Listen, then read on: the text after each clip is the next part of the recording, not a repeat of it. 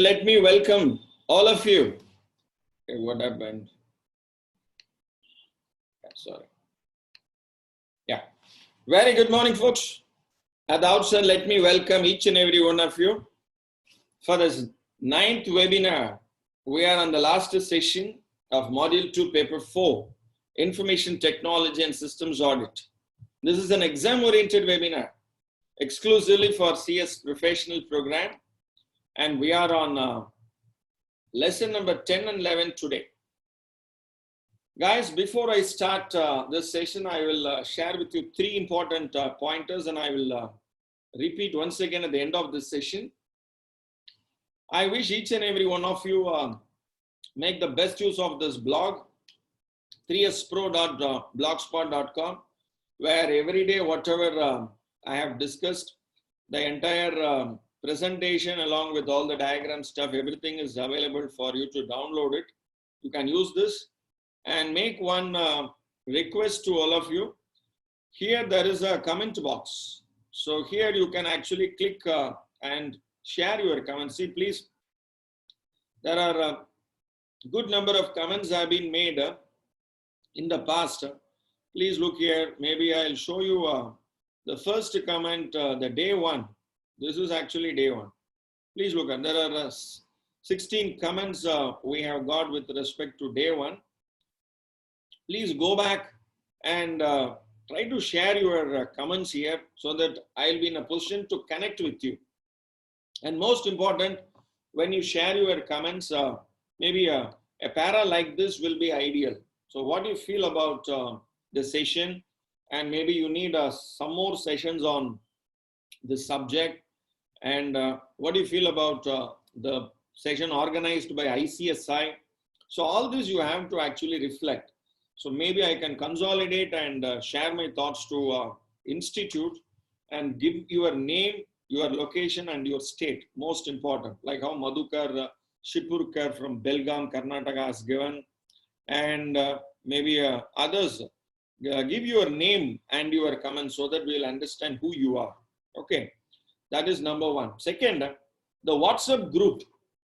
Very good group is been formed. It is called All India CS IT&SA group, and close to 130 plus members are already there, and a lot of interaction have been happening, technical interaction, and participants, they put their queries, and co-participants, they answer. In the process, everyone learn.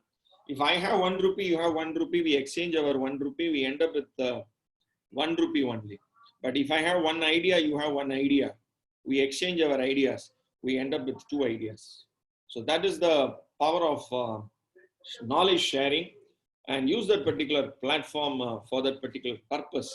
It's a very important platform, and those who wish to actually form part of that platform, already many are there. You can actually SMS me your name, location, and mobile number, and I'll try to include you in that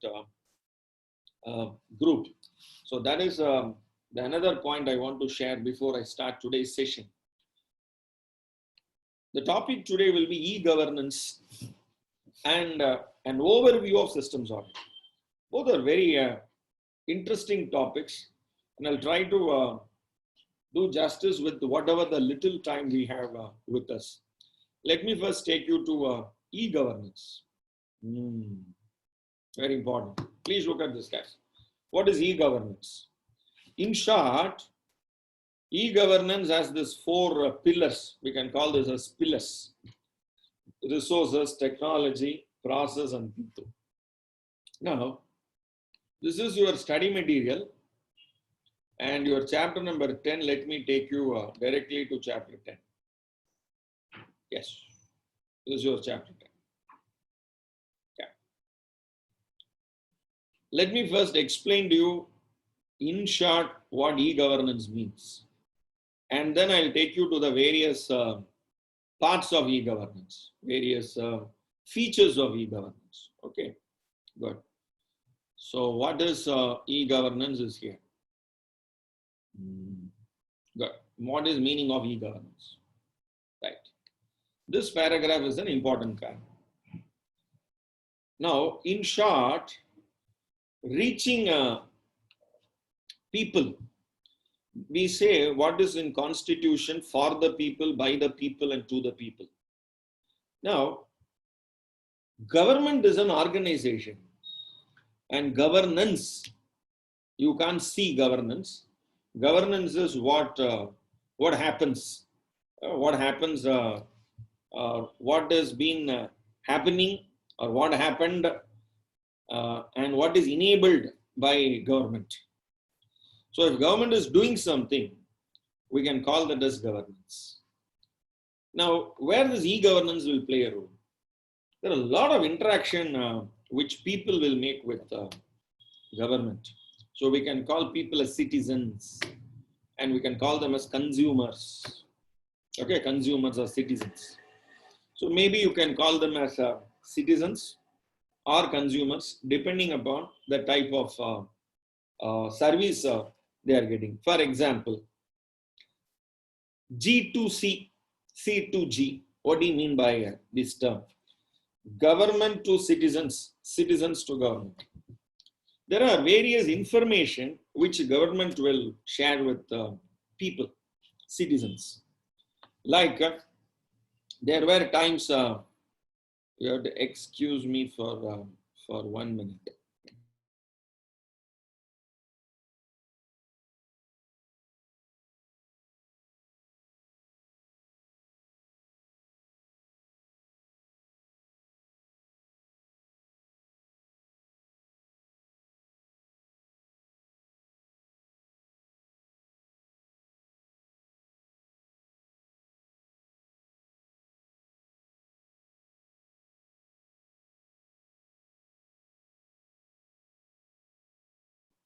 Right.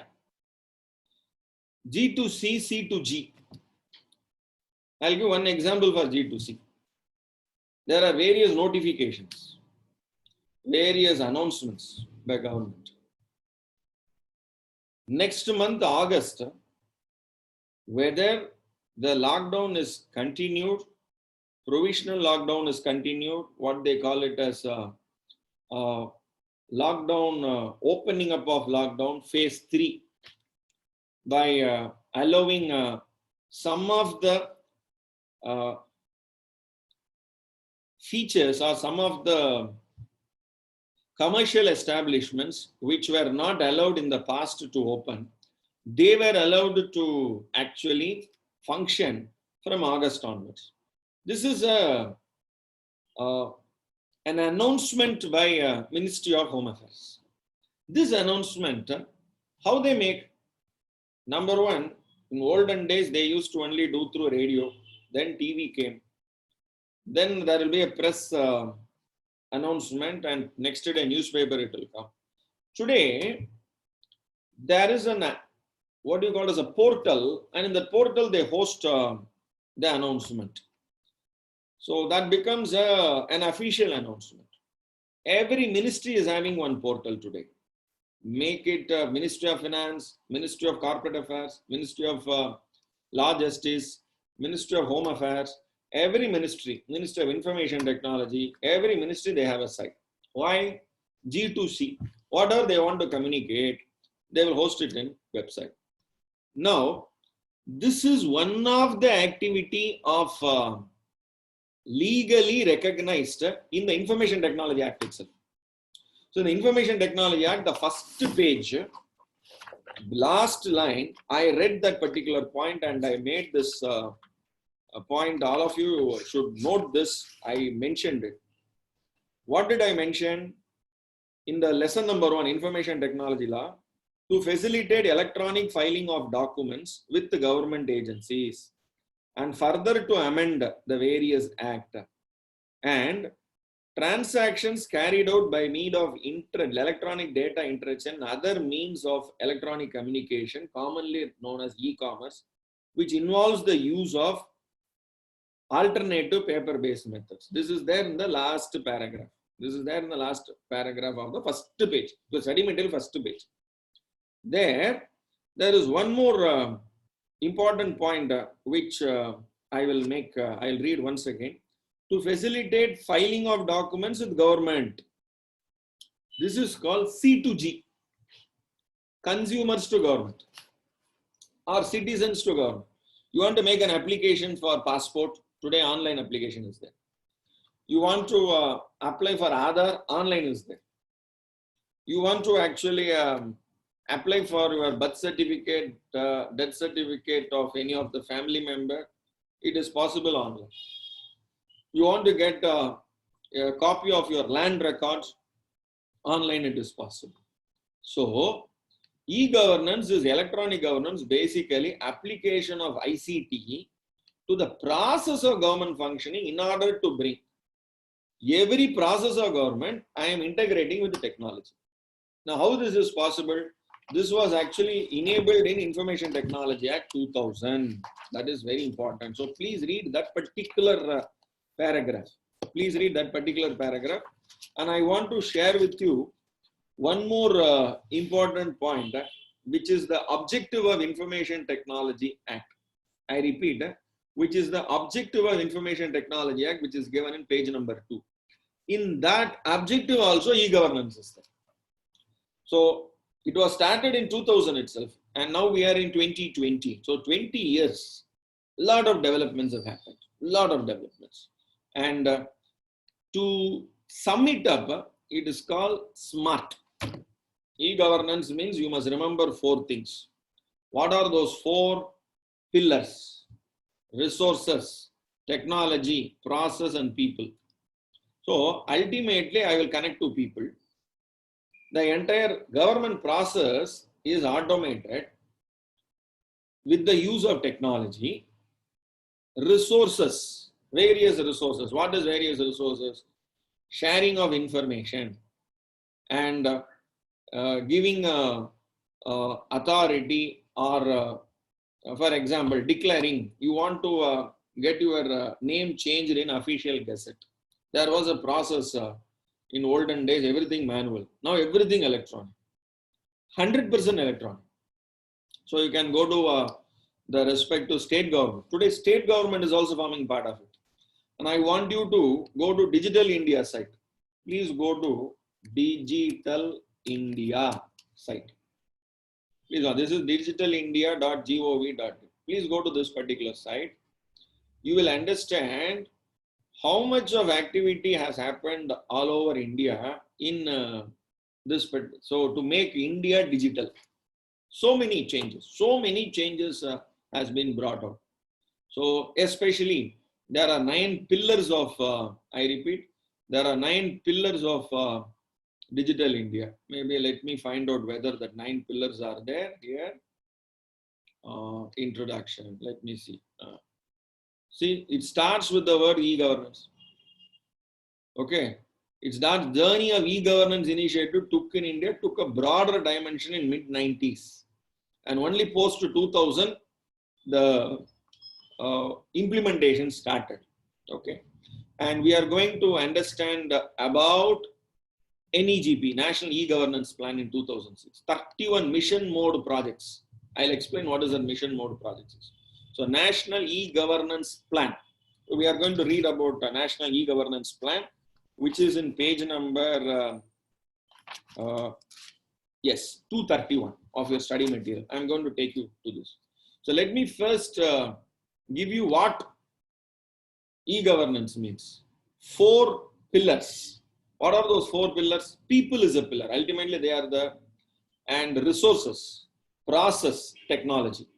Resources, process, technology, and people. These are the 4 pillars of e-governance. And to bring simplicity, moral, accountable, responsive, and transparent. You make an application to get a copy of birth certificate for a newborn child in your family. How many days it will take? There should be some transparency. You make an application that your date of application is this. It will say your application is in process. This is in stage. This officer is looking at it.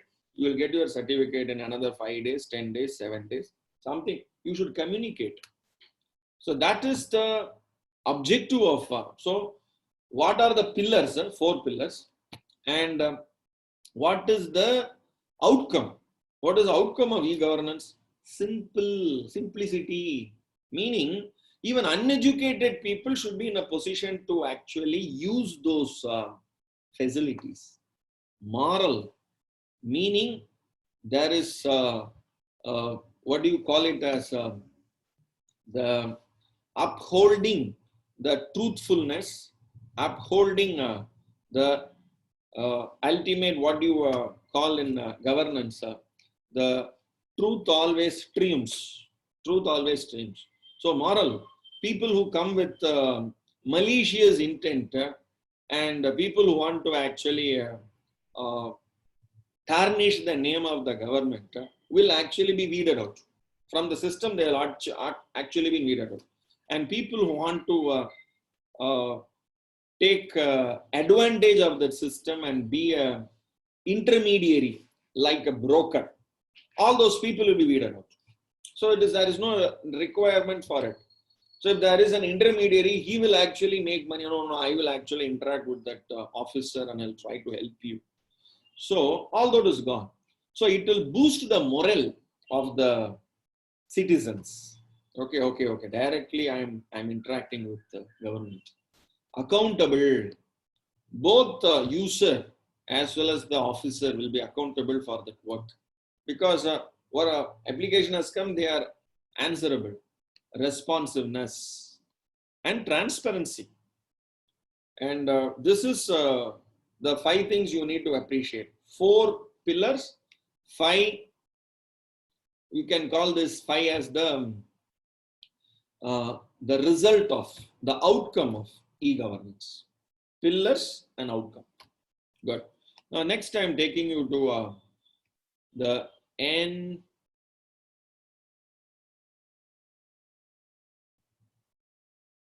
NGEP.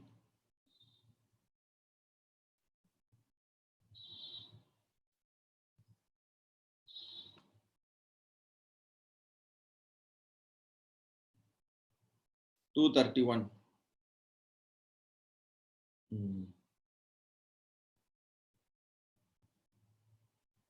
Yes, NGEP, National E-Governance Plan. This is a 2006 plan. And it has actually 81 components. That's what I said. 31 mission mode projects. Please note down this. 31 MMP. In Digital India site, it is there. Please go. You will see. But here they have given it as 27. 27 has become 31 now. Now, what is this e-governance plan? And once you understand this, you will be in a position to actually appreciate all your exam questions. Because all your exam questions will be around this e-governance plan only. Please look at various questions asked. What is benefits of e-governance? What is challenges for e-governance before stakeholders? And what are the various challenges before stakeholders for evolution e-governance? 8 marks. It's a very big chapter. Major requirements implementing e-governance initiative. And what is NSDG, National Service Delivery Gateway? And what is SWAN? Okay, all this I'm going to discuss. NEGP. Suppose you are appointed as a member of NEGP. Explain the elements to be incorporated by you in the approach and methodology for a proposed e-governance application adopted by NEGP.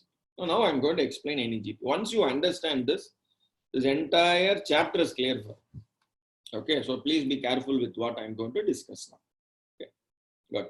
So let me take you to NEGP. So National E-Governance Plan. So I have that in my study material also here. Look at this.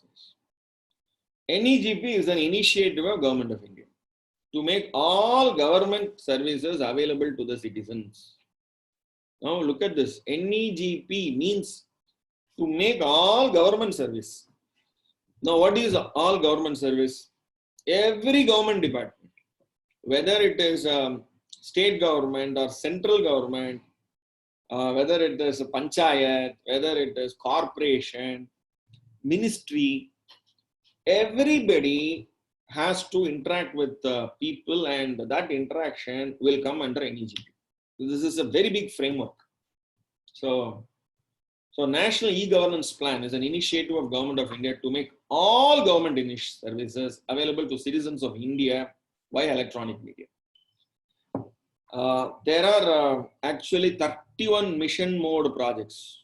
Now I'll share with you those mission mode projects. You will understand everything is now covered. Okay. So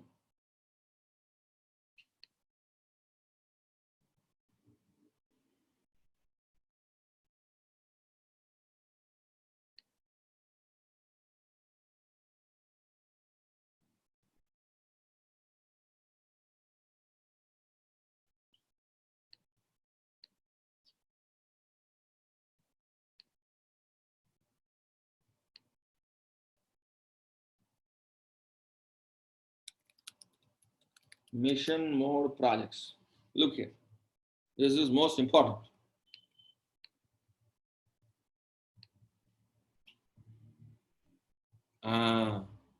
Look at this. Mission mode projects. Central mission mode projects. State mission mode. Please look at this. What is mission mode projects? So, just now what we read, NEGP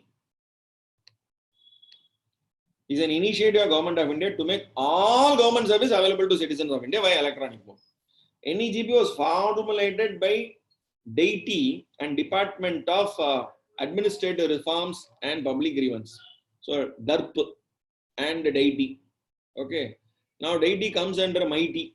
So Ministry of Electronics and Information Technology. The government approved the National E-Governance Plan consisting of 27 mission mode projects and 10 components on 18th May 2006. After that, they upgraded by adding 4 more mission mode projects. It became 31. This is an enabler of Digital India Initiative and UMANG, National Unified Mobile Application for New Age Governance, in turn is an enabler of NEGP. Now please look at mission mode project. It is an individual project within the NEGP that focuses on one aspect of e-governance, such as banking, land records, commercial taxes. That is consist of 31 mission mode projects, further classified into state, central, integrated. Look here, banking. Today banking, everything is centralized. Now, there were some banks, they were not centralized. Who are they? Cooperative banks. Now, recently, cooperative banks were also brought under Reserve Bank of India. Now, once they are brought under Reserve Bank of India, all cooperative banks will be made, what do you call it, as a core bank. And no handwritten passbook, no handwritten accounts, nothing. Everything is in technology, in systems. And since it is not kept in technology, many cash transactions are still happening, not in what do you say, the public sector banks, but in cooperative banks, even today, for your information. So income tax, all filing has now become online. In GST, insurance, MCA 21, it has become online. Passport, e-Seva, become online. Then post office and commercial taxes, agriculture, all this will come under state MMPs. So e-district, land record, this is one place where all this has to be with the help of state government only. The moment the land records are made digital, many things will get exposed. And land record, they will connect with the income tax. Many interconnection will happen. So you make everything digital, then interconnection. This interconnection will happen. So a lot of revenues will be there for government, and people, they can't keep everything under the carpet. It's very difficult. So e-panchayat, police, road transport, treasury, PDS, public distribution system, everything will become online and digital. So nothing is, so your every record, the moment right from your birth till death, all your activities will be recorded, registered in various places. Because without government, for example, you buy a vehicle, commercial, you buy a vehicle department. So your transport office. So transport will come under state MMPC, road transport. Your driving license will come under road transport. Your Aadhaar will come under UID. Post office, you open a PPF account, will come under here. You open a bank account, will come under here. You do a business, you will register under Central Excise, I mean the, what do you call the CBIC, Central Board of Indirect Taxes and Customs. Income tax return filing, everything, that will come under here. Everything is digital. So government at one shot, they will be in a position to actually know. So where and all digitization hasn't happened, they are all moving towards. So please look at this. It all started in 2000, and in 2006, a national e-governance project came. And in 2020, still developments are happening. For example, courts. Still courts are not become fully 100% online. Sorry, look at this. E-courts, integrated. Now after this pandemic COVID-19, all courts are now mandatorily, compulsorily, they are going for the e-hearing, e-filing of applications, e-hearing of applications, e-verdict, everything is now slowly becoming digital. This started 20 years back. And even last year, till last year, courts were reluctant to make 100% digital. But today, that is the order of the day. So, foundation was already there. It is not started today. Remember, it is not started today. It is started way back. So that is e-governance project. So national e-governance. So what is that? 31 mission mode project, which are further classified into state. So if you look at this number, 1, 2, 3, 4, 5, 6, 7, 8, 9, 10, 11, and 12, 13, 14, 15, 16, 17, 18, 19, 20, 21, 22, 23, 24, 25, 26, 27, 28, 29, 30, 31. So this is 31 mission mode process. This is integrated, state and central MPs. So please note down this. Okay. So now I'll take you to a study material. Where is it? Sorry. Yes. 231. National e-governance. Okay. Make all government services accessible to the common man in his locality through common service delivery outlet. This common service center can be an example. So I'll come for this. Now, you may wonder one thing. Okay, I'm in city, I'm in Amritsar, I'm in Delhi, I'm in Mumbai, I'm in Pune, I'm in Kochi. I can actually access this. How about people in villages? How can they access? Okay, for that, they have brought a concept called Common Service Center, which is there in page number 237.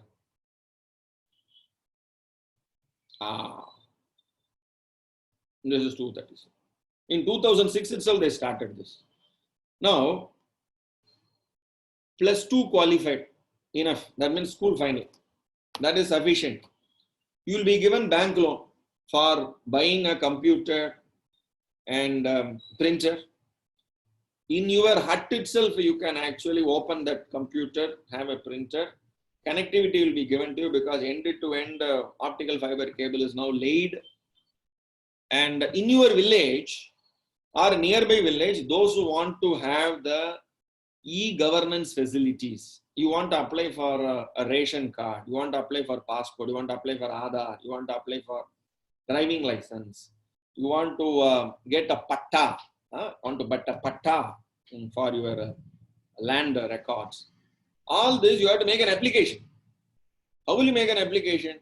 Only online. For that, you have a common service center, +2 qualified across the country, they can have a common service center. And as of 31st December 2012, 99,247 common service center.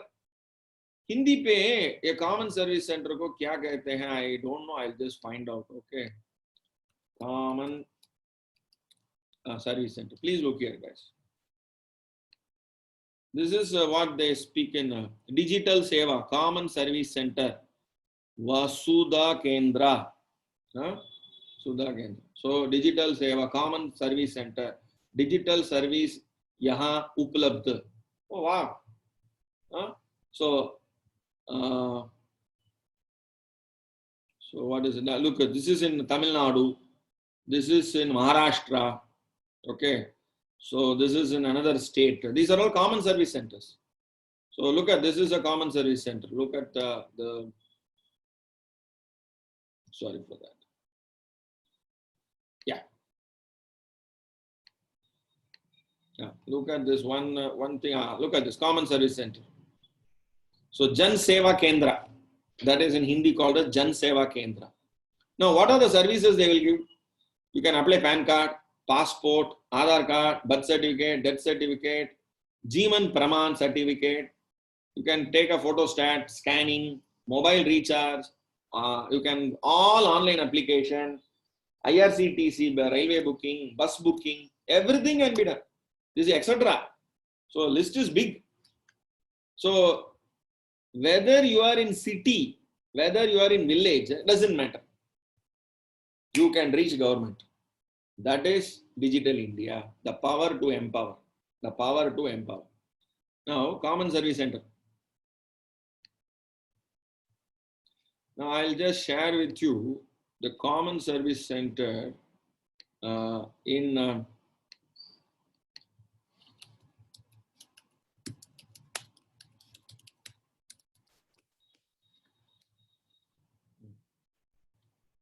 yes.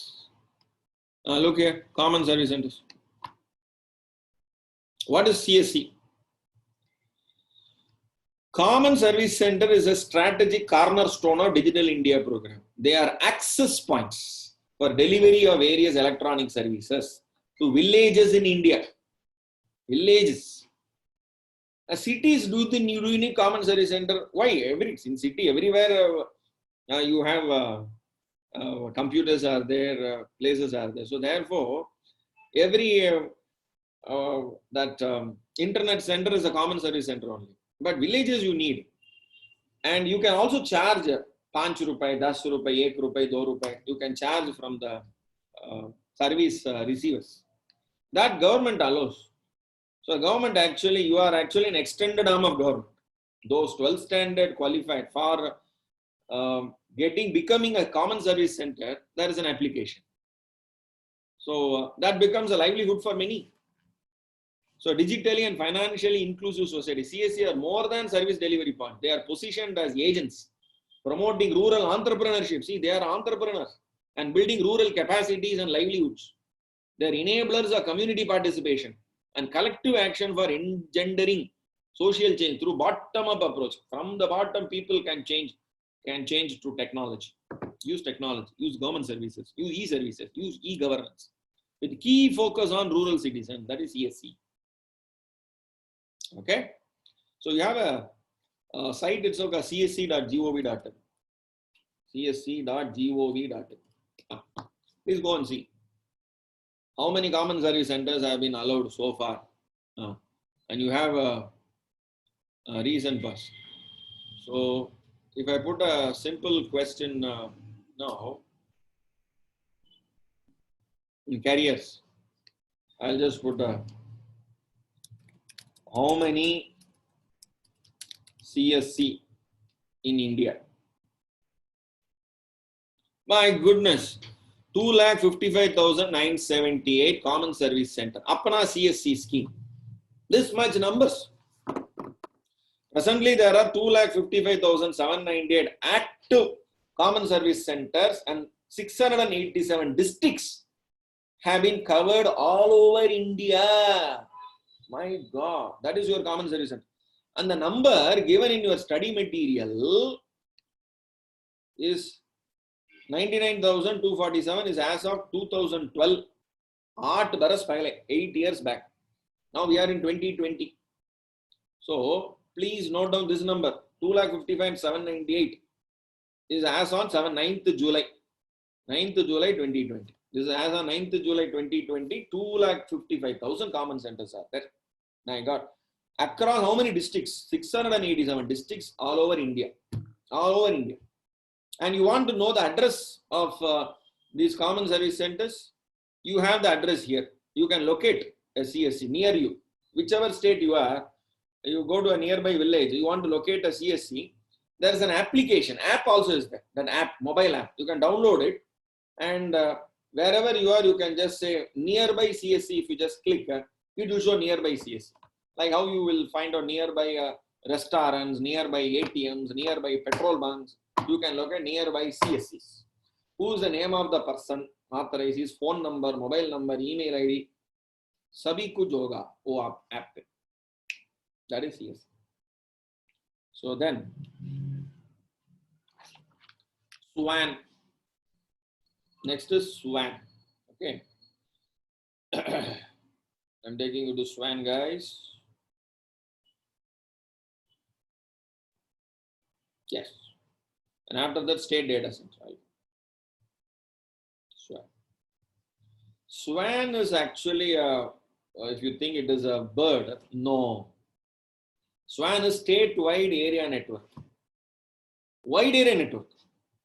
We know wide area network is a closed network. LAN is a closed network. Internet is an open network. WAN is a closed network, but geographically widespread. Geographically widespread. Government of India, state governments, their offices must be first interconnected. All panchayat office, all district headquarters must be connected. Then only their information can flow properly. Please look here. State data center. Oh, sorry, SWAN. No, I have to tell you about SWAN. No, SWAN is not there. This is here. SWAN is there. This is a SWAN system. Here, SWAN is there. This is West Bengal SWAN schematic diagram. Every state have a SWAN. You go to Andhra Pradesh, you have a SWAN. You have Telangana, you have SWAN. You have Maharashtra, you have SWAN. Every Tamil Nadu, you have Delhi, you have SWAN. Uttar Pradesh, you have SWAN. West Bengal, this is West Bengal SWAN. Okay. So internet cloud, district headquarters, state. So you have BHQs, you have SDHQs, SHQs. So all this we'll try to understand what is this. Okay. So SWAN and state data center, we are going to understand. Please remember one thing. Government officers, they have upgraded themselves to from manual to computers. So they have digitized. Even then, part manual, part digital is there. The moment they have digitized, they have to be connected. They have to be connected. So that network, we call it a SWAN network. What do you call the state wide area network? And they will use an exclusive lease line connection, secured connection. So their data traffic will be standalone. You and I cannot use that data traffic because it is state government's data traffic, central government's data traffic. So therefore, you need to understand more about SWAN. Let me first take you. Wide area network is an advanced telecommunication infrastructure which is used nowadays extensively for exchange of data and other types of information between two or more locations, separated by significant geographical distance. This is the generic definition of WAN. Nothing they are speaking about state government. Now, bring state government in WAN. That becomes SWAN.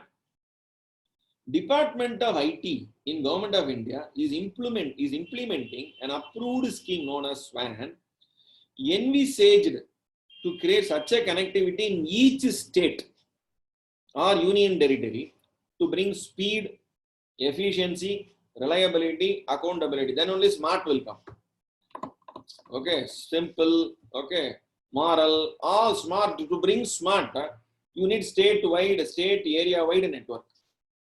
In overall system of G2G function. G2G, this is SWAN G2G, not G2C.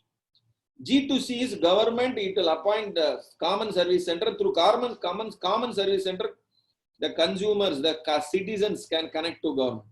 But government to government, panchayat to panchayat, panchayat to headquarters, headquarters to panchayat, district headquarters to Ministry to district headquarters.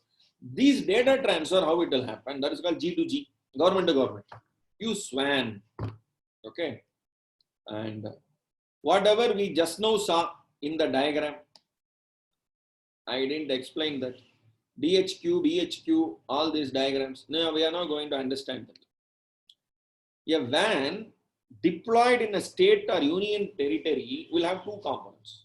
Vertical, horizontal. Now, what is vertical? Headquarters.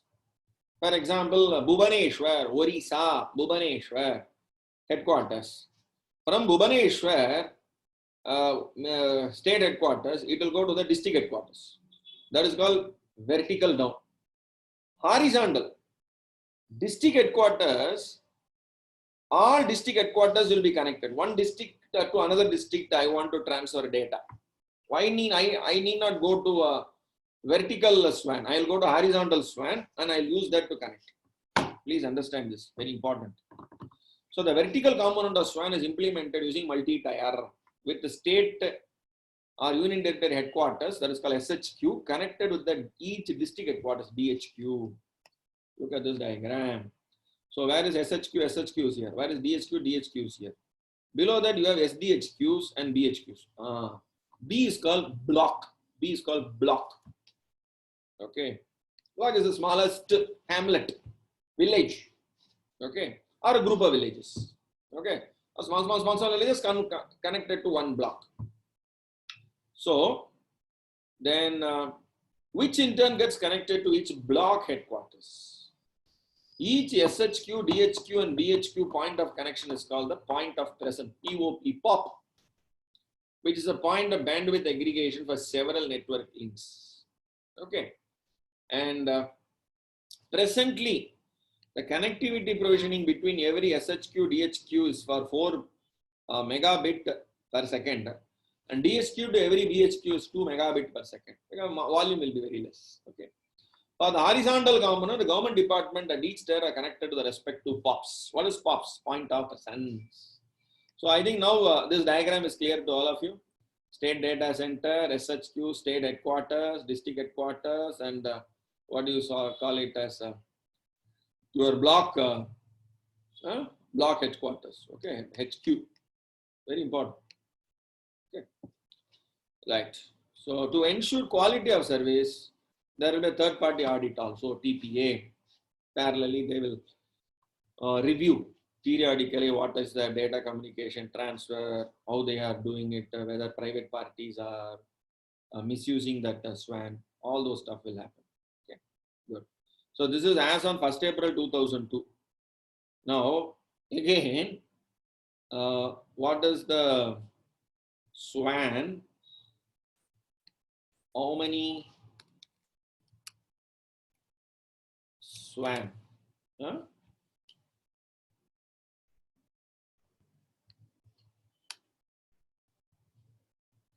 State wide area network.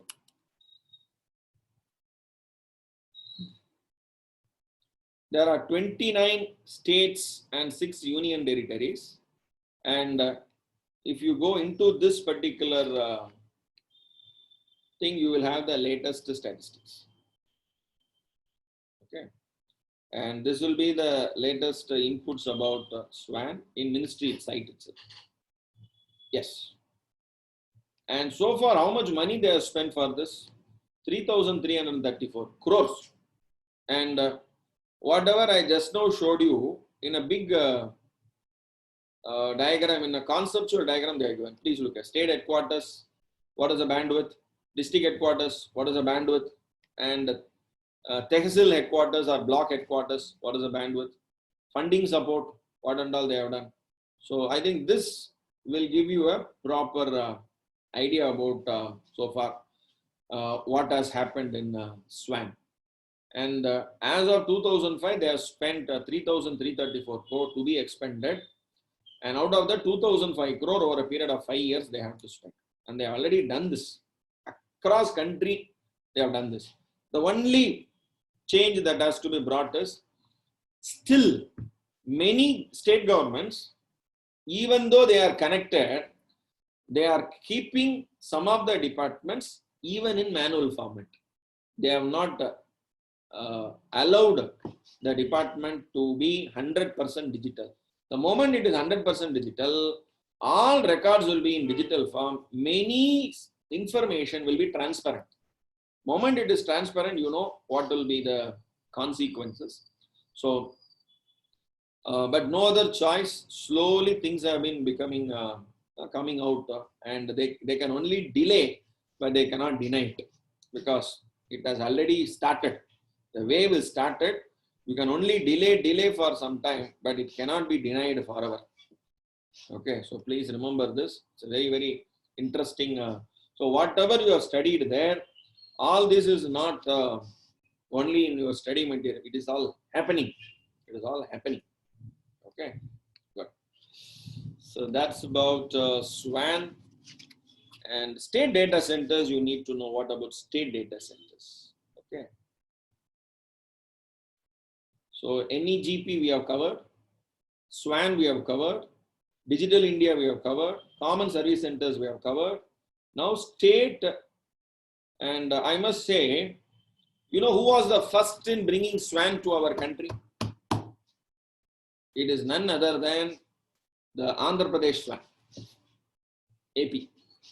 And all the credit goes to Nara Chandrababu Naidu. And he proved that he will sit in headquarters and he will connect all the district collectors. Come, 9 o'clock, all of you come online. Chief Minister will address district headquarters collectors sitting in the state headquarters. And the first SWAN, Andhra Pradesh State Wide Area Network. And that is a model which is being replicated today across the country. The first state wide area network in the country is AP SWAN, providing voice, video, data, thereby enabling video conferencing between AP Chief Minister N. Nara Chandrababu Naidu and others in the capital. District official was conceived and implemented in 1999, before it is in 2000, 20 years back. 20 years back. And after that, Gujarat, after that, Jharkhand, and there are pathetic, there are even many states, they don't want to actually bring this, but that is the only way in which you can bring good governance. Okay. This project was taken up by Nara Chandrababu Naidu as part of Vision 2020, initiated by him with an effort to bringing transparency and accountability in state administration. Very interesting. Okay. So that is with respect to SWAN. Now I'm taking you to data centers. Okay. So what is called a state data center? They are the repository, birth record, death record, land record, all your secretariat data, everything will be there. So state data centers. Now look at this, guys. This is MIT. Anything, please go to MIT, Ministry of Electronics and Information Technology. Your e-governance, all those stuff, you have answers there itself. Okay, good. State data center has been identified as one of the important element of the core infrastructure for supporting e-governance initiative of National E-Governance Plan. Now, I want to tell you one point, guys. Once it is national e-governance, data are captured. Data have to be kept somewhere. Where you will keep? And you have, those are citizens' data. You have to keep it safe, secure, long term. You need to take backup. So safety, security, backup, business continuity, everything has to be taken care. So National E-Governance Plan proposed to create state data centers in every state. So that data you keep with you. Why I must centralize it? To consolidate services, application infrastructure to provide efficient electronic delivery. Now remember one thing, Digital India, it is not only central government is part of Digital India. State government is also part of Digital India. I told you just now, 31 mission mode projects. Central mission mode projects, state mission mode projects, integrated mission mode projects. You saw that. So Digital India is not only a central government project. State government also should give a helping hand. Then only it is possible. Together only it is possible. State government will do digital transformation one angle. Central government will also has to do, both has to do. But the respect to state government's data, people's data, should all the people data should be in one place. For example, Aadhaar, UID will come under central government or state government. It comes under central government. Aadhaar is a central government. So Aadhaar data will have a data center unified in one place. Not necessarily should be in state data centers. But land records, agriculture related data, okay, police related data. So passport related data will be central government. Police related data will be state government. They have to keep it there only. So these services can be rendered by the states through common delivery platforms, seamless, supported by core connectivity infrastructure such as SWAN, common service center connectivity, extended up to village level. So remember guys, it is not that villages are not connected in digital. Villages are also connected through common service centers. And even 10th qualified, 12th, 2 qualified, or even if you are not qualified, if you know how to use or operate a computer, you are given authority to be the owner of a CSC, operate and do services and collect some fees and earn your living. State data centers would provide many functionality. You have a separate application for that to become a common service center. Okay. So DAITI has formulated the guidelines to provide technical and financial assistance. And state data center has been approved by government with an outlay of 1,623.2 crores over a period of 5 years. It is expected that state data centers shall be set up and operationalized by March 2011. Now, so far, how many state data centers?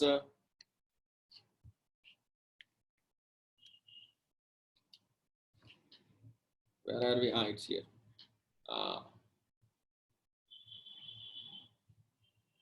This is the current progress. Please look. As many as 14 states are successful in making SDC operational till date.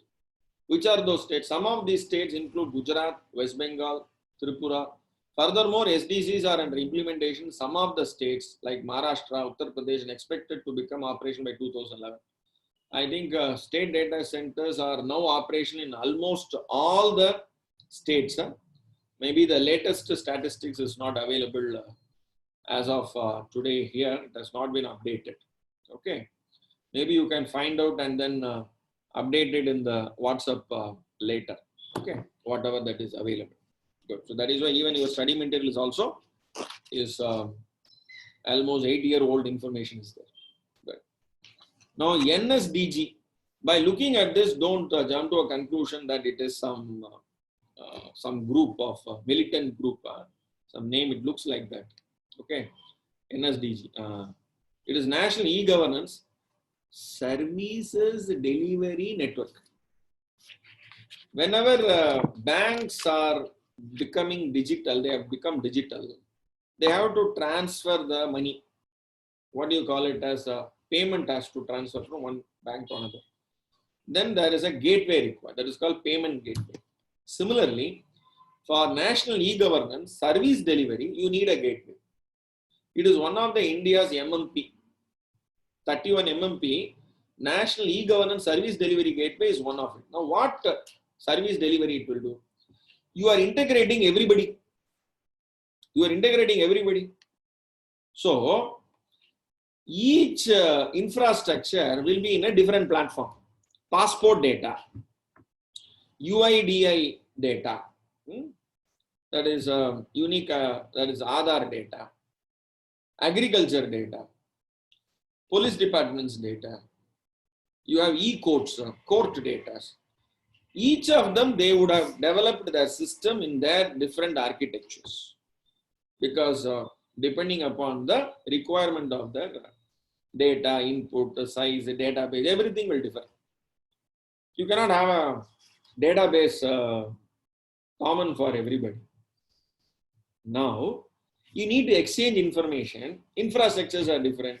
So, you need a gateway. A gateway is from one infrastructure, you can actually go to another infrastructure because the technology is different. So, the gateway is like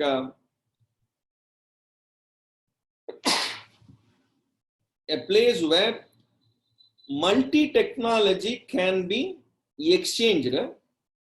It facilitates exchange of information even though you are in a two different platforms. Your data will be in a different format, which will be understood by the other infrastructure. How? The gateway. That is very important. So now let me share with you page number 235.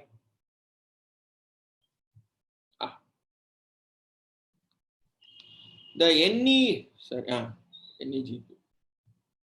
The National E-Governance Service Delivery is an MMP made on NEG to simplify the task by acting as a standards-based message switch and provides seamless interoperability.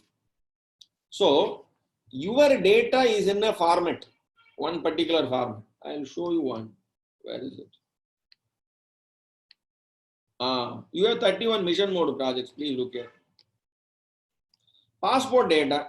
Municipalities, they want passport data. Or municipality data has to go to passport data. Okay. Road transport data has to be exchanged with the passport data. Passport data has to be exchanged with road transport data. Now, you give your driving license. They want to check your driving license. So they will go to the driving license number. They'll go into that database. Passport office, can they go into the database of the RTO and see the data? You and I can't see, but passport office can see. How? They will be given authorization to see that. Their database and your database, how it will facilitate you to read and understand. That is the gateway called National Service Delivery Gateway. It's very important, because don't jump to a conclusion that all these databases are in same format. You can exchange data. Commercial Taxes Department, when they want to exchange data with passport or MCA 21, and commercial tax data, they are exchanging data. MCA 21 database will be in one format. Commercial tax data will be in another format. How they exchange data then? National E-Service Delivery Gateway, NSDG.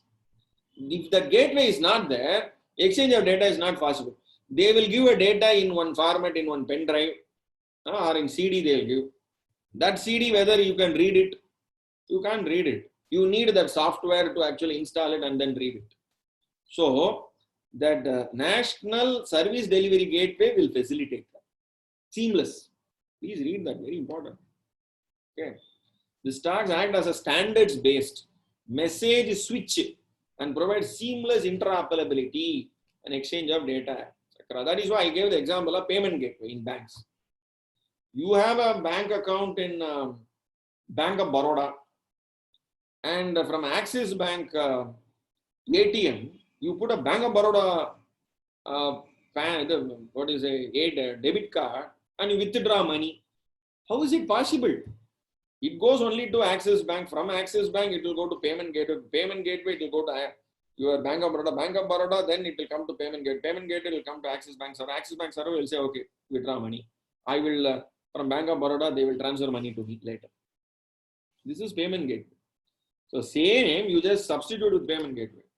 Payment gateway is will simplify the task by acting as a standards-based message switch and providing seamless interoperability and exchange of data across banks. That is payment gateway. Across banks. Here it is across, not banks. Here it is across government data centers. State data center to state data center. State data center to central data center. You can transfer. Okay. So hope the chapter is clear to all of you. I'm taking to the next chapter. Remember, guys, yesterday I discussed about BPR. I discussed BPR. BPR is forming part of your syllabus and study material. Do you know that? I thought somebody will tell me that BPR is there in your study material. Nobody told me, but anyhow, I'm telling you now. Please look at page number 254. I'm giving you the connect. 254.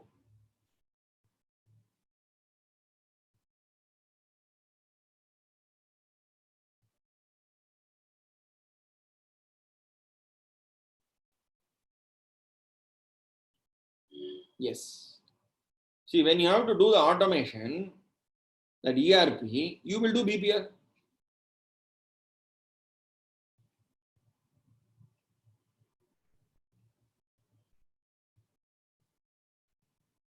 Oh, we have gone.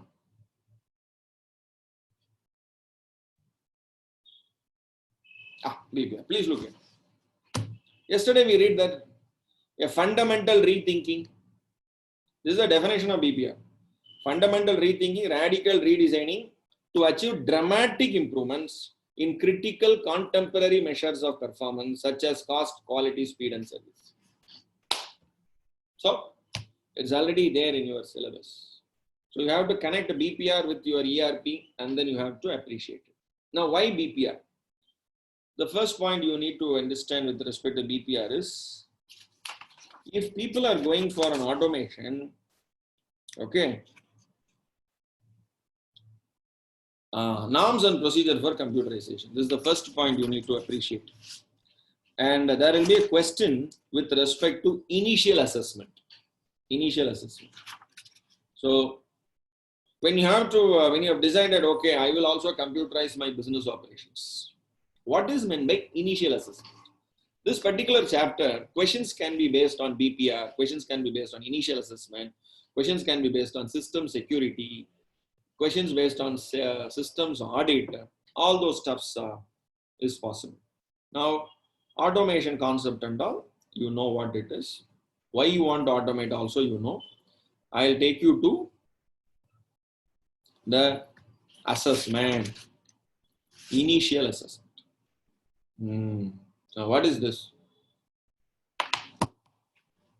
Why do you need to automate? You need to actually do a feasibility study. You need to do a feasibility study. And one of the feasibility study steps is called BPR. In doing BPR, you will know what is your existing process, what are all the process which is unwanted, unwarranted process. You may cut that. You may bring a value added process in it, enhance the process. Where and all you may need machines to automate, you will recommend that. Where you need a software, you need a customized software, or you need actually a off-the-shelf software. What is off-the-shelf software? You go, it is available in the market, which is sold as off-the-shelf. You just buy, download, install, use it.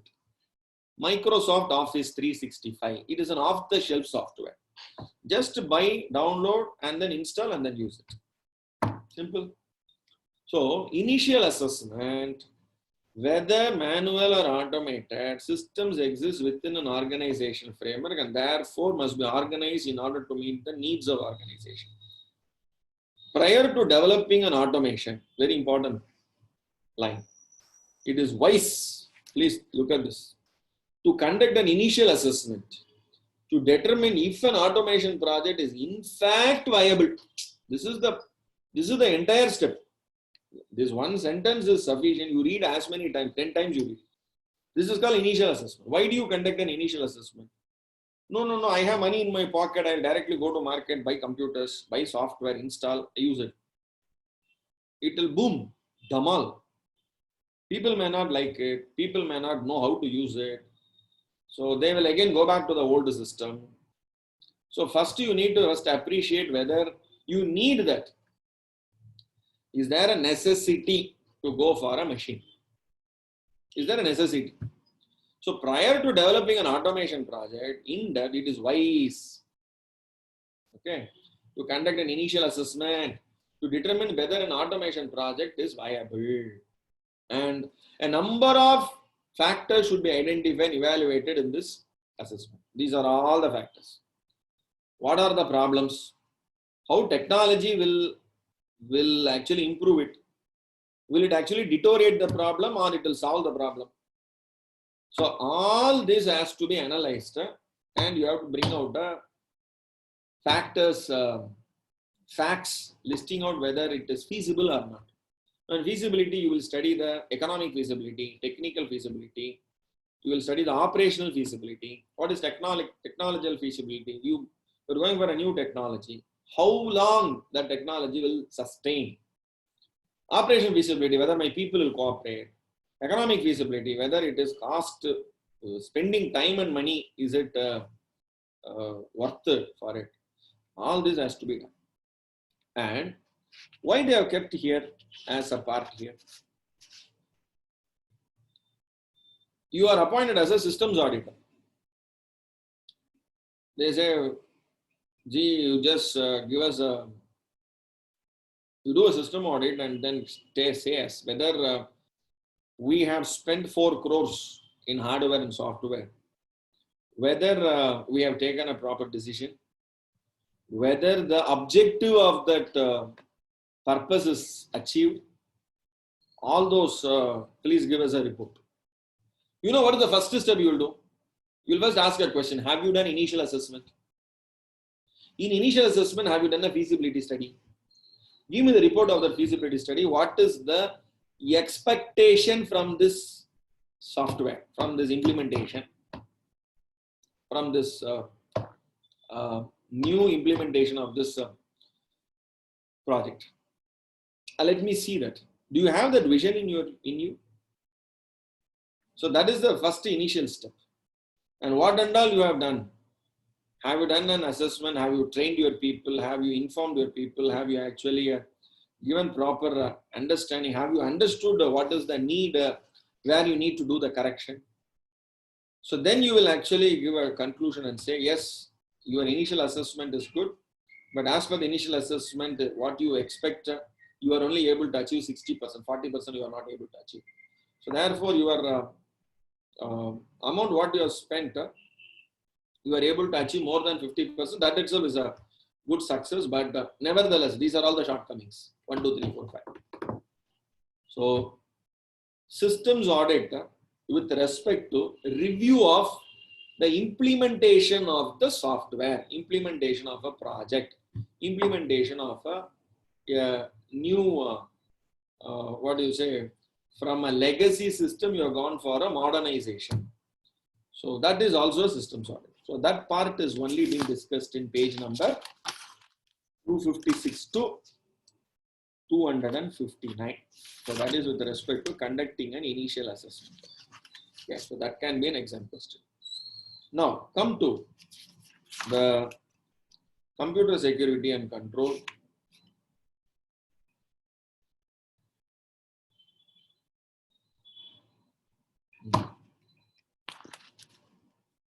Okay.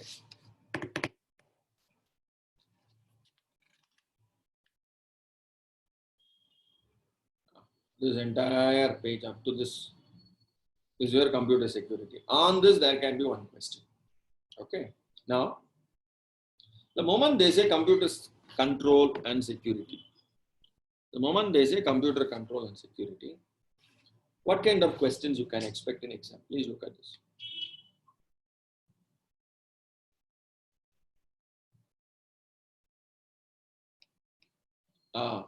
What kind of security measures must be applied to intermediate systems, medium criticality, and high critical systems? Explain. 8 marks. So you have the answer in page number 259, 261 up to. So mission critical, other than high critical. Remember, the moment it is mission critical, I'll give you a mission critical systems. Banking systems are mission critical. Stock exchange systems are mission critical because they are all real-time systems. So as and when you a transaction is entered, it gets updated in the database. It's mission critical. That means your system must have a proper backup, real-time backup. Once it updates your server, there should be a mirror backup. There should be a mirror. There should be a hot. It's called as hot site. Your server and a mirror backup. And apart from that, you must have a disaster continuity planning, business continuity planning. Having a hot site itself is a business continuity planning. I repeat. So that is why they say, what are security measures? So one by one, I'll try to introduce what are medium critical systems, what are high critical systems. First, you need to appreciate between these two. Then, what are all the security measures? Okay. Now, you have in page number 260 and 261, they have given all this.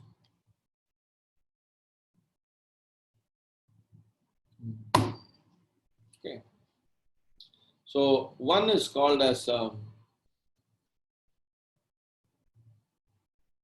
password. This can be a question. This has been also a question. Password related security with related to updation of software. That is also one security measures. How do you deal with viruses? How do you deal with DOS attacks? How do you deal with spoofing attacks? How do you deal with network attacks? Okay. Then how do you deal with the confidentiality compromises only through encryption? So what do you mean by tunneling? Okay. So all this you need to actually understand one by one. So being a 4 mark to maximum 8 marks, if you understand this, is sufficient. Okay. I'll explain one by one. Now one by one.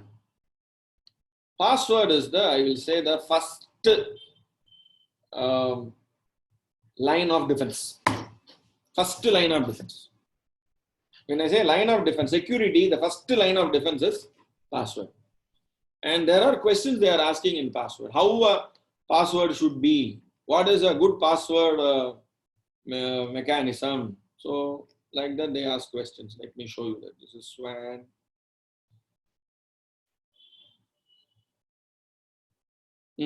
Characteristics of a strong password. 4 marks. Okay. Answer is here. This is a characteristic of a strong password. Your password cannot be passwords. It's very word means one. And that word should it be pure alphabet or pure number? No. It should be alphanumeric. This is number one control.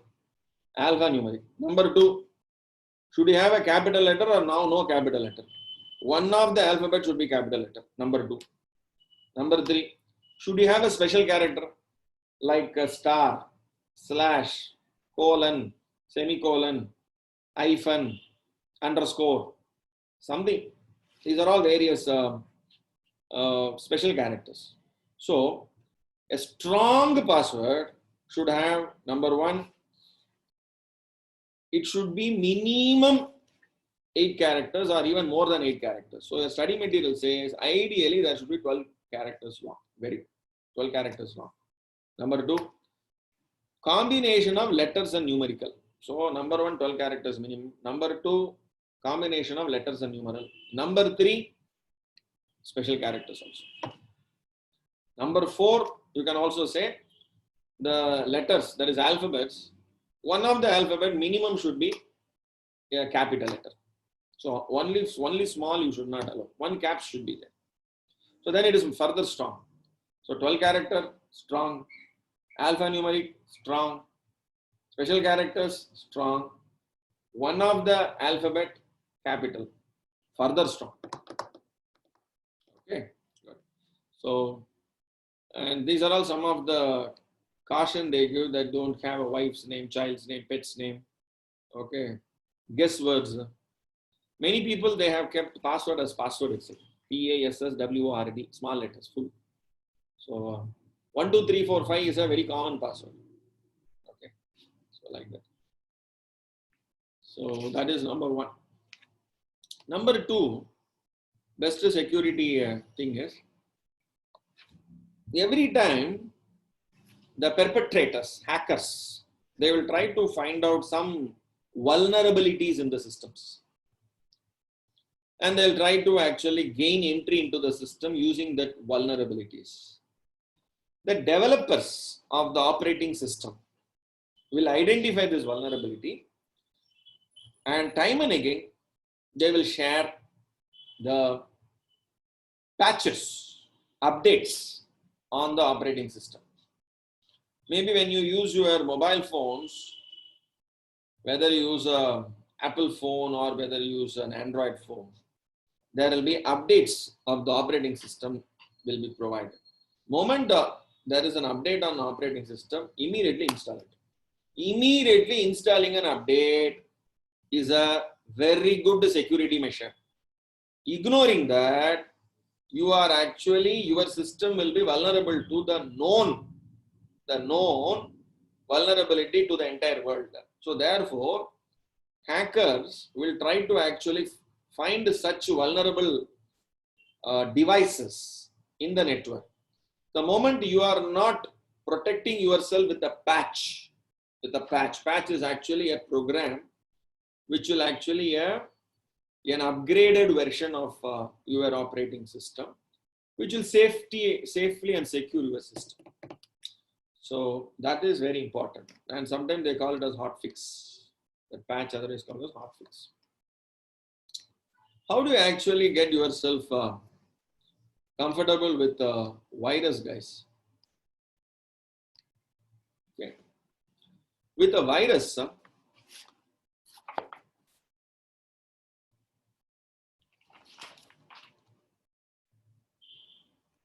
good. You need to keep your system updated and upgraded with antivirus. Updated and upgraded with your antivirus softwares.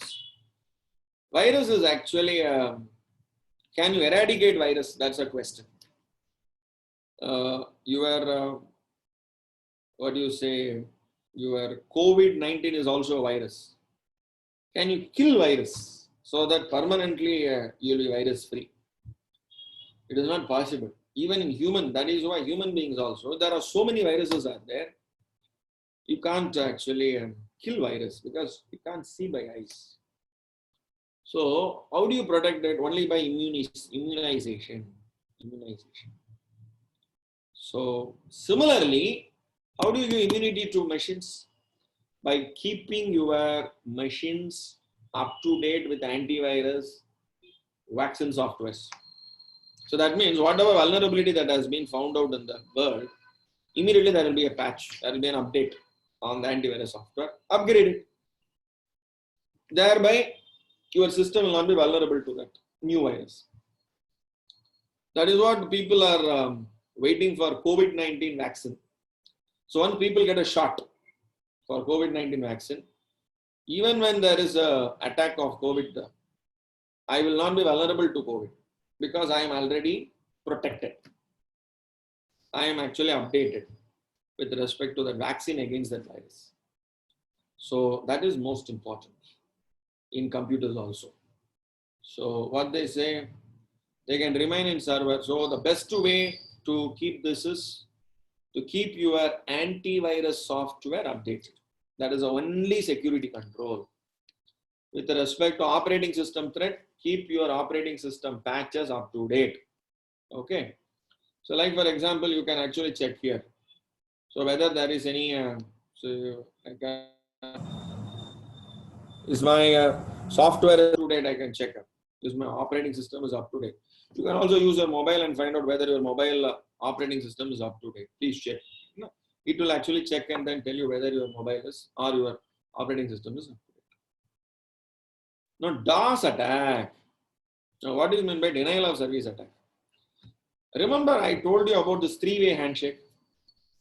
Three-way handshake. I will send you one packet. You will send me another packet. Third packet I will send.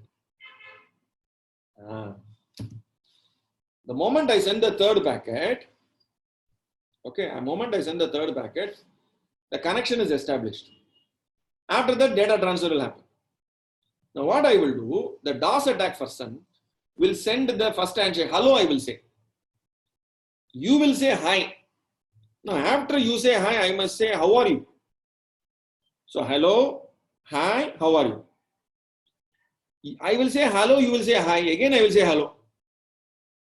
You will again say hi. Hello, hi, hello, hi, hello, hi. So that means my hello you here are able to hear. Your hi I am not able to hear, but I will never agree to you that I have heard your hi. That is called DOS attack. What is that? What is the purpose?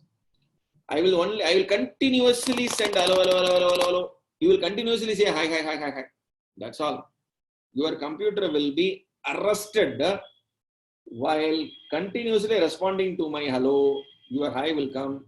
Your computer will be unavailable for other services. Servers, generally web servers, database servers, people will attack by sending a packet called DOS packet, DOS attack packet.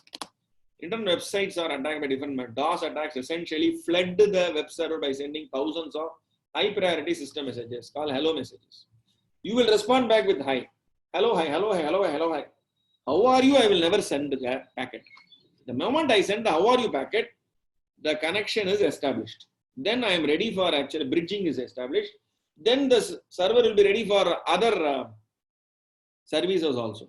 I will not allow the server to do the service for others. It is called DOS attack. So there, I'll install a anti-DOS package, anti-DOS attack package, where this is called network attack. Anybody who is actually sending a three-way handshake and they don't respond to my handshake, my hello, you are hi. Hello and hi, I'm just giving an example because as human beings, we can understand that. But technologically, it will be a digital bit and digital bit transactions. So for the second response, if the third handshake is not made, especially after 5 seconds or 10 seconds, you have to alert the machine, alert the user or the administrator saying, there is a probable DOS attack. Please block that particular port from where the DOS attack is coming. So immediately I will get one alert. I'll immediately log in, check. I will find out who that port number is. I'll again go to the network. I'll say port number 704 block. That's all. After that, any hello will not come at all. I have not blocked it. That's called DOS attack. How do you control it? So you have to actually be continuously vigilant for DOS attacks. Otherwise, your server will be down. Somebody will call you and say, why your server is not always busy? It is not that always busy. Somebody is making it busy. Okay. Spoof attack. You know what spoof attack means? Somebody will send you a message in the disguise of a authorized person. Hi, you have got a income tax refund for 82,400. Congratulations. Please send your bank account details so that we can transfer. We don't have an updated bank account details. So he will ask you bank account number, MICR, and IFSC. Okay, name of the bank account. And after that, it will send, yes, this is your bank details. You have got it. But there is one message that will come to you. Please forward that number to us. That's all. Or switch off and switch on. The message will come. That's all. Govinda. That's called spoof attack. Never respond to such things. Your bank will never ask you anything. Your income tax department never ask you that thing. Spoof attacks, user is deluded. Deluded means they are actually kept in one illusion. To get into some unwanted site by overriding the domain name service entry. So you will never know that, for example, there are sites like for example, ICICI Bank. You know, there was a site, ICICIbank.com. There is another site called ICICbank.com. This is also one site is there. Okay. So original there was ICIC Bank. Like that sites are there. You please look at this. ICICC. 3I, 3C banks. So if you look at people may miss the third C. That is called spoof. Spoof means the people who enter your system as though they are a genuine entity. Okay, so that is why always you must keep your please look at this view site information. You must always have this lock. If this lock is there, and please look at this 22 cookies in use. What are those cookies they have? Please see all this. you will actually understand whether they are genuine or not.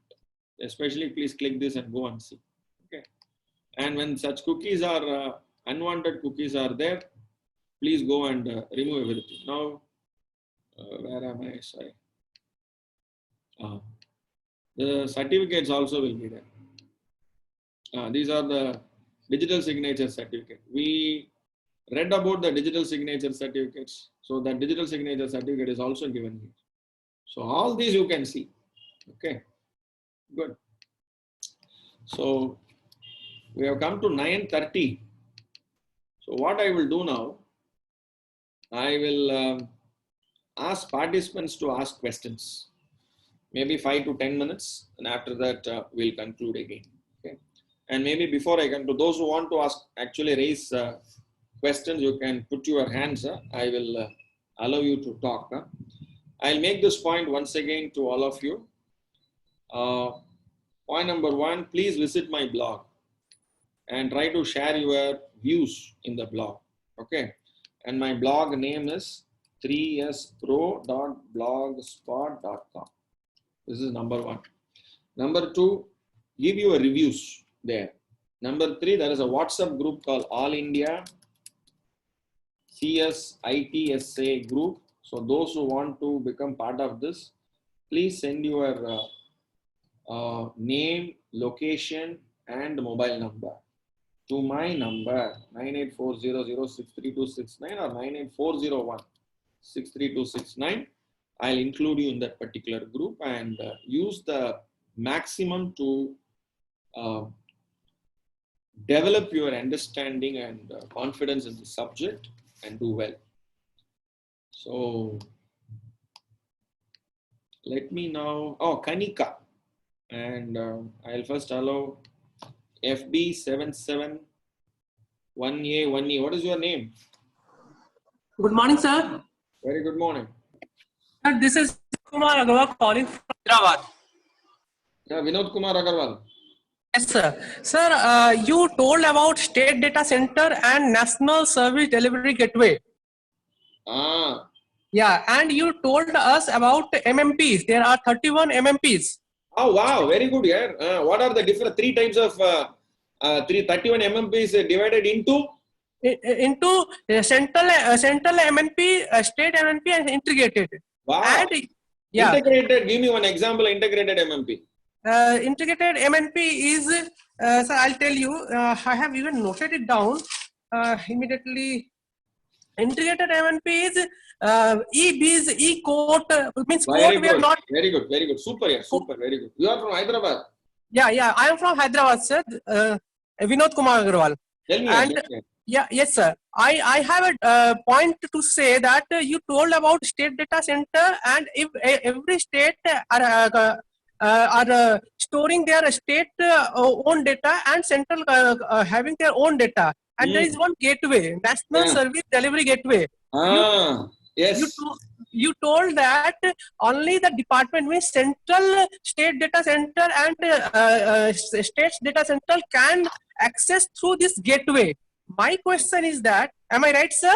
Absolutely correct. Absolutely correct. Yeah. My question is that, like C2G, suppose I am a citizen and want to access data of state and center both, then we'll have to go separately, or is there any way that any gateway like payment gateway you told that there is we can replace the payment gateway, we are making any online payment, some payment gateway will be there, and through any bank we can enter the data, and we can make the payment for any services like that. Can we access data for state and central from one gateway? Because you told about national only government to government. Can C2G be possible?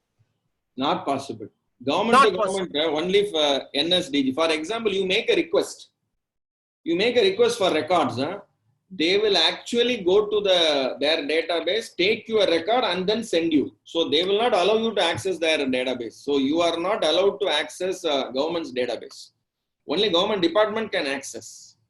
Okay. You have to, tell me. Yeah, then RTI Act is there. It means that RTI Act will work for the citizen, not that this gateway. Am I right, sir? Absolutely. You are absolutely correct. Thank So you very much, sir. thank you. So now next I am unmuting Kanika. Yes, Kanika. Kanika, you can talk.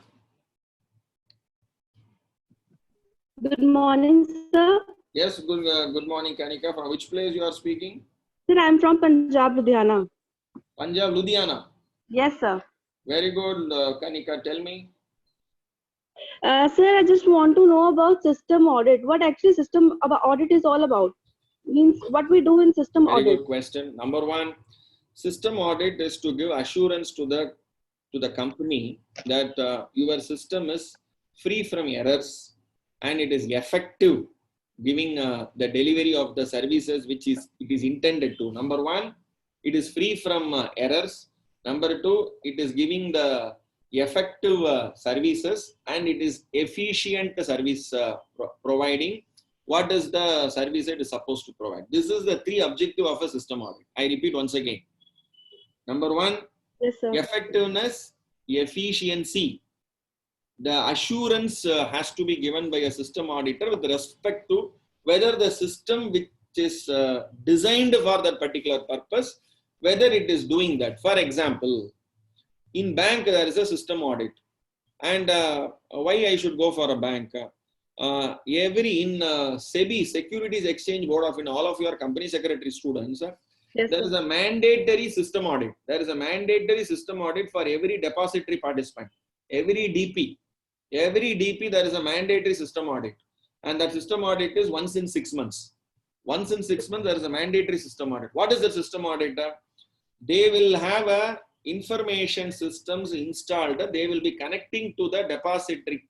Depository participant will be connecting to the depository, because depository only will have the database, but DP will have an infrastructure to connect to the depository. So system auditor has to ensure whether backup of the datas are there, whether your connectivities are proper, whether the request given by the customers has it been serviced on time, whether there is any delay. So all these will revolve around only two things: effectiveness and efficiency of the system. Am I right? Yes, sir. Yes, sir. So Kanika, that's about systems audit. So thank you very Okay, much. sir.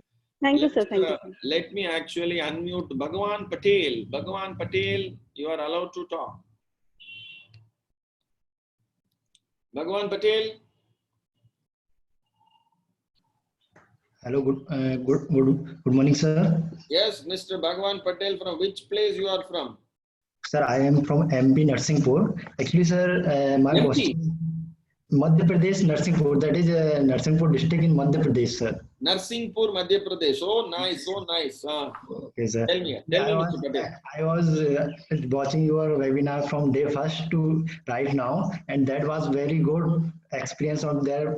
That is very well explained you in every topic and every chapter. So, sir, my question is that, sir, before some time you are describing question number 6A, that is related to security or critical or medium security. Actually, sir, SAM is given in page number 95 of computer software. So, actually, sir, I am confused about that. Both are SAM or that is difference?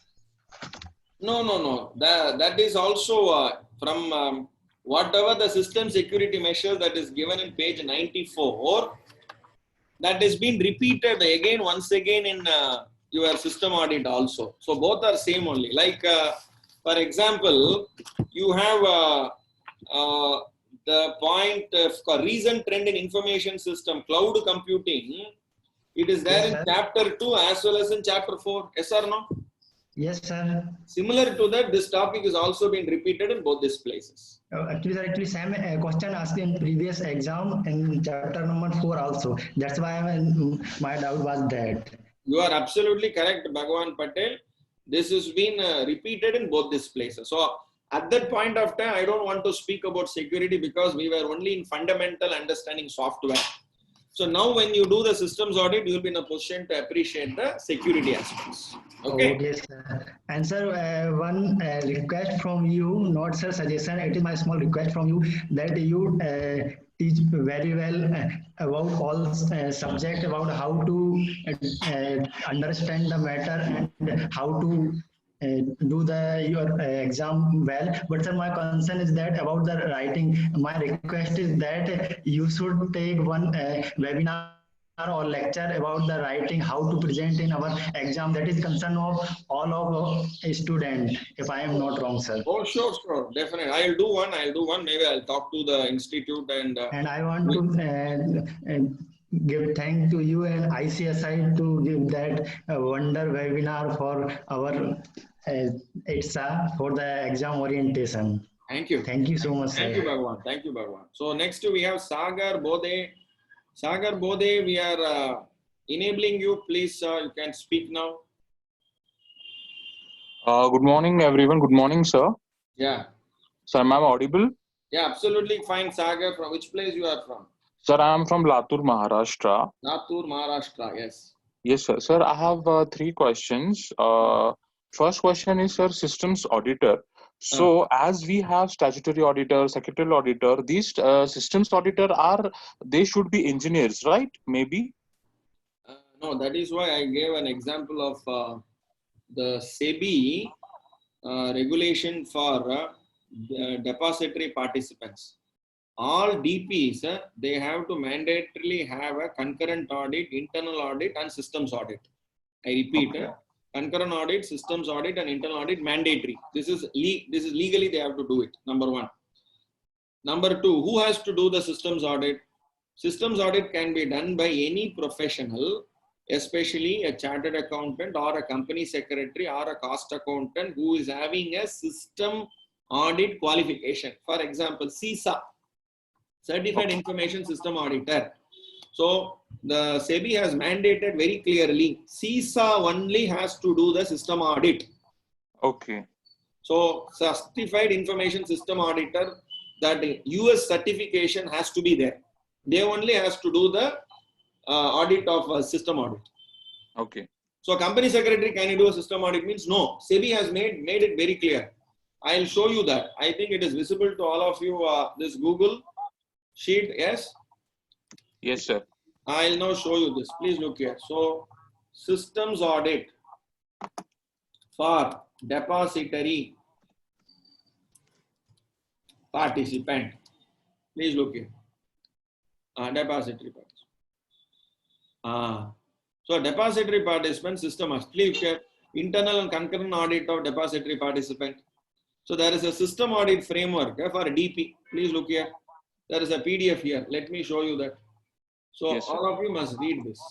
This system audit framework. So audit will be conducted as per the norms. Audit schedule shall be submitted at least 2 months. The scope of the audit. The audit has to be conducted. Audit reports will be submitted by the audit management. Follow-on audit. So auditor selection norms. Please look here. Is it visible to all of you? Yes, yes, sir. The auditor must have experience in direct access to resources covered under TO terms of reference. It recommended that resources employed shall have relevant industry recognition certificates, CISA, CISM, GSNA, and ISC square. Does it say about company secretary? Does it say about CA? Does it say about CMA? No. Auditor selection norm. So auditor must have experience, and it is recommended the resources employed shall have. So that means as a company secretary, you can do the system audit, but who should be doing the audit? CISA certificate only should do the audit. Am I right? Right. Clear. Very good. Very good. So next question. Anything is there?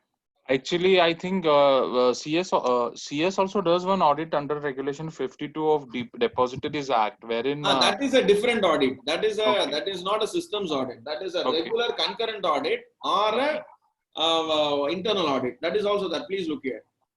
This is that regular internal audit and concurrent audit of depository participants. ICSA itself has given a big booklet. Please look here. Internal concurrent audit of DP. This Right. can be done by company secretary. Right. As per the SEBI Depository and Participant Regulation 1996, NSDL, CDSL, there is a need for internal concurrent auditor. This company secretaries can do. Yes, sir. But not system audit. Okay. Thank you, sir. So next question is about it is a practical thing which I was looking over here in my town. There are these small galas shops wherein a long queue of women sitting around there with their bank passbooks and all. I have observed that. So are those galas CSCs? Like just I could connect with that. Are you getting me, sir? I got it. I got it. वो CSC का logo यही है. So Common Service Center. Do you see this kind of board there? This CSC board. Do you see this blue color? This blue color. This board should be there. Okay, so this is E-government mandatory. services. CSC. This is mandatory to put up over there if they are. That board Okay. must is mandatory. Okay, okay. And sir, next thing, last question is, I haven't understood about denial of service. DOS attack. Yeah. Can you, although you have explained it really well, but I couldn't digest or grab it. I mean, can you explain? This is DOS attack. Please look here. DOS attack will be like this. Or maybe I'll show you a YouTube. Everything is there in the net itself. Right. So in YouTube, go and type what is DOS attack. DOS-AT. This is DOS attack. So DOS attack, there is one 5.43 minute videos there. Is this video visible to all of you? Yes, sir. Please see this video. You will understand what a DOS attack is. Are you able to see the server? Yes, sir. In this server, here, one minute. Attacker. So attacker will be, they are the people who will be actually, for example, there are two people are there who want to, please look here. Service is going on. Yeah. So what will happen when this attacker is actually continuously sending the data, server will be busy only responding to this attacker. Okay. They will not be able to service to this shoppers. Okay. Then that attack is called DOS attack. So then what I should do? I must stop I must stop responding to this foolish fellow who is actually making me respond to his signals. Okay. Yes or no? Yeah. So everything. So there is difference between phishing, spoofing, and DOS attack. Please look at that. Now I will ask my friends also to send like this. Now what will happen? Now what will happen? Will the server be busy will the server is busy only for this these perpetrators? Server will be showing busy to this genuine people. Correct? Right. That's DOS attack. No problem. So next question. We'll have. Sir, lastly, can you just share, repeat your number once, wherein I can message you to add me in the group once? Yeah. You can come to this blog here. In this blog, my number is there. See, look, 3spro.blogspot.com. No problem. Thank you, sir. My blog, my number is there. But anyhow, I'll type the number once again. 98400-63269. Okay. No problem. Thank you, sir. Take care. Thank you. So one more last question we will take from, who are they? Anybody there?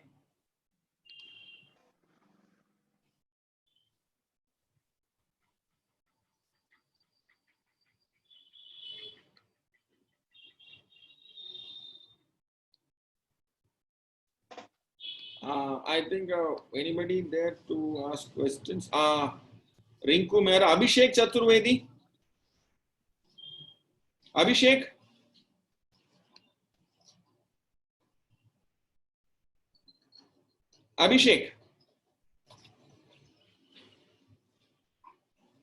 Okay, Rinku Mehra.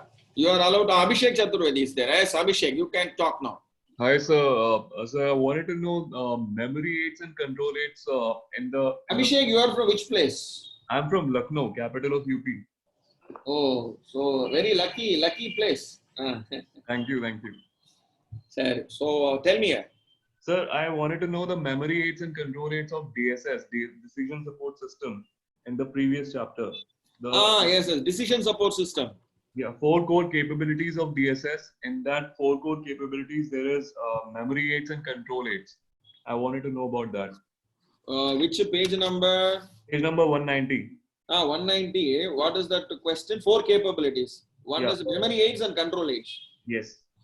See, with respect to capacity, I made 4 points with respect to decision support system. Number 1, you need to have an user. Okay. You need to have a software. You need to have a data, and you need to do the modeling. All right. Did I tell you this? I told you. Okay, maybe on that particular day you could have noted it. Now, when you do the modeling, that modeling you need to have aids. Now, what do you call memory aids? What is called control aids? For example, you will have a lot of information. You have to take the data, do the processing using that software, do the modeling, and then you have to actually share that processed data.